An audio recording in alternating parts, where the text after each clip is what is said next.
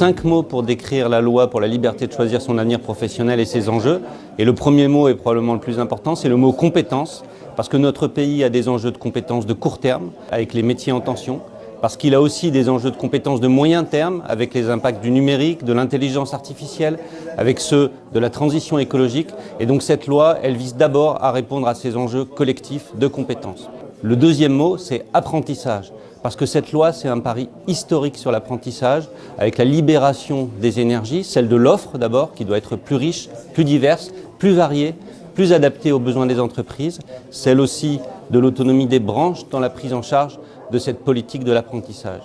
Le troisième mot, c'est celui de CPF. C'est aussi la volonté de donner à chacun la possibilité de construire son parcours professionnel, d'accéder simplement, via une application simple à utiliser, à une offre de formation riche et certifiante, avec des droits identifiés, pour enfin que la formation professionnelle certifiante soit un outil simple et à la main de chacun.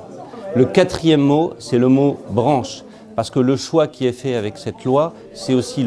la volonté de donner aux branches les outils dont elles ont besoin pour construire la gestion prévisionnelle des emplois et des compétences dont elles sont les mieux placées pour la mettre en œuvre. En matière d'apprentissage, j'en ai parlé, en matière de certification et en matière d'observation de ce que seront les emplois de demain et ce que seront les compétences associées.